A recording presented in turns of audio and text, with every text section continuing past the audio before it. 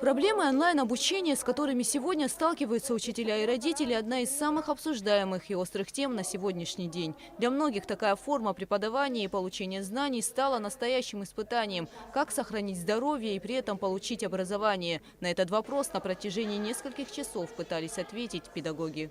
В связи с нестабильной эпидемиологической ситуацией в республике Управлением образования города Сухум проведена определенная работа по организации учебного процесса во время карантина. Была создана экспертная группа, состоящая из главных специалистов Управления образования и методистов школ города Сухум. Администрациями общеобразовательных учреждений выработаны индивидуальные планы по дистанционному обучению. Учителя города в основном работали и работают по сей день по 3 формам. Онлайн-обучение на площадках Zoom, кто-то использует Skype, Discord, обучение путем создания чатов WhatsApp, видеоуроки, письменные задания, тесты, голосовые сообщения, видеосвязь. И 3 форма – это заочное обучение. Это обмен тетрадями с выполненными заданиями и долгосрочные письменные задания с последующей сдачей зачетов. Скажу общие результаты. В начальной школе к дистанционному обучению подключены или систематически работает 65% всех учащихся. Старшие классы 50,5%. Если говорить в целом, и начальное и старшее звено, получается у нас 57,7%.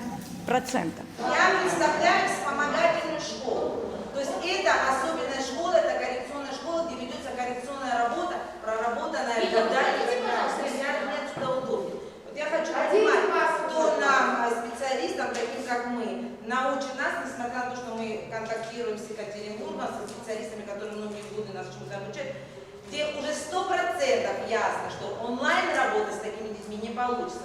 Там обязательно нужен контакт, визуальный контакт. Естественно, первостепенная задача – это социальное адаптирование детей. Вот я хочу понимать, пусть их 3 детей, 150, 20, их выкинут с общества. Вот давайте, выкинут, скажите мне, пожалуйста. Это дети, которые должны ходить в школу. Обязательно порядке. Учебный процесс в среднеобразовательных учреждениях был прерван еще в марте текущего года. В сентябре дети все же пошли в школу. Но в связи с усложнившейся эпидемиологической ситуацией занятия пришлось прекратить вновь. Несмотря на все сложности, за это время многие учителя и родители освоили дистанционную форму обучения. Однако, по словам педагогов, все же остается множество проблем, связанных с онлайн-преподаванием. Самое главное – отсутствие обратной связи ученика и педагога. А родителю объяснить новый материал ребенку не всегда под силу. Методически подставить урок – это бесполезно. Нужно объяснить материал. Как? Приходится давать задания ранее изученного материала. А как мы готовимся к урокам? Мы ранее изученный материал время от времени закидываем в свой план урока, чтобы 5-10 минут посвятить ранее изученному. Нам приходится весь ранее изученный материал составить задание, отправить, составить тесты, отправить, а дальше вопрос остается открытым. Еще одна из основных проблем – техническое оснащение как учащихся, так и учителей. Не у всех есть возможность приобрести телефоны или компьютеры, поддерживающие такую форму обучения. Не хватает и знаний для пользования новой техникой. У большинства семей нет ни ноутбуков, ни планшетов, у некоторых даже поддерживающих интернет-телефонов. Проблемы с гаджетами и у некоторых учителей. 20% учителей не могут проводить онлайн-занятия. Не все учителя освоили интернет-ресурсы. Это тоже проблема. Также систематическому дистанционному образованию мешает и режим верного отключения света, который у нас происходит. И один из проблем – это занятость родителей. Занятость родителей в том смысле, что в семье может быть один телефон, который поддерживает интернет у родителя. И если родитель ушел на работу, то дети остаются без интернета. Несмотря на все сложности, с которыми сталкиваются учителя и родители во время дистанционного обучения, самое главное, по словам уполномоченного по правам человека Асиды Шакрыл, не допустить распространения заболеваний среди учащихся. У нас нет другого альтернативного варианта, потому что на самом деле то, что сейчас не справляется наша медицина с этим, с потоком, да, вот таких больных людей, это факт. Мы должны это признать. У нас ежедневно умирают люди. Мы не можем с этим не считаться.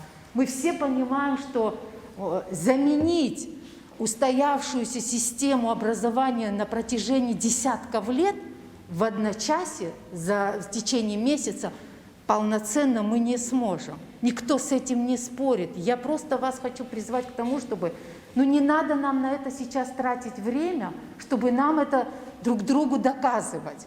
Сейчас задача у нас другая. Как нам быть, как побыстрее нам собраться, да, все учительское сообщество объединиться, как оно должно это объединиться, как справиться с этими вызовами. С проблемами в онлайн-обучении во время карантина столкнулись во многих странах мира, и каждая из них старается выработать свой подход. Для облегчения процесса дистанционного обучения Детским фондом ООН ЮНИСЕФ в Абхазии с марта месяца создается онлайн-площадка, которая даст возможность работать учителям. Так называемая централизованная система онлайн-образования. Будет запущена система, которая называется akalam.org. Это под абхазскую реальность. То есть все школы, все учителя будут в ней отражены. У каждого учителя будет возможность зайти в личный кабинет.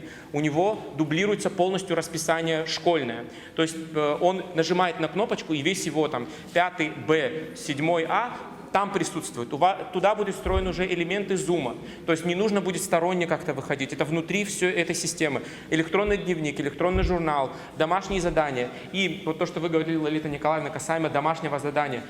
Со временем, но это уже получается, вы должны будете самостоятельно в этом направлении работать, надо будет создать такой момент, когда большая часть этих моментов, как тесты, она будет автоматизирована. То есть на самом деле я понимаю, что это очень сложный процесс сейчас, но в долгосрочной перспективе это очень эффективный метод, который даст намного больше свободы учителю заниматься не проверкой вот непосредственно технической какой-то тетради, а непосредственно проверку сочинений, контента и всего остального.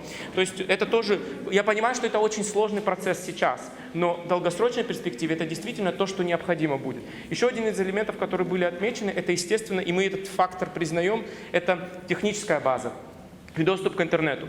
Мы со своей стороны, я работаю в Детском фонде ООН, мы со своей стороны провели переговоры с Самобайлом, с Аквафоном, с системой, и мы договорились, что бесплатно будет тарификация. То есть вы заходите на этот сайт akalam.org, и все, что на нем находится, будет бесплатно.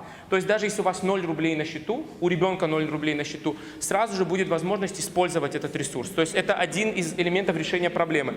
Второй момент – это, конечно же, техническая база. Мы понимаем то, что, и будет неправдой говорить, если что мы в течение года сможем все школы и всех учителей обеспечить ноутбуками и компьютерами. Это желаемое, к сожалению, этого не произойдет. Но вот на данном этапе наша цель при каждой школе создать такую администрацию небольшую, которая может управлять этой системой. То есть в течение дня они будут оказывать техническую поддержку всем учителям, которые, к сожалению, допустим, не могут, они не знают, как пользоваться онлайн. Да, вот. Создание данной программы планируют завершить к концу декабря. После долгой дискуссии главный вопрос – распахнуть двери школы для учителей и детей, при этом не распространять болезнь и получить хорошее образование при помощи онлайн-обучения – остается открытым. Гугуса Вардания, Арина Гухава, Давид Авицба, Абхазское телевидение.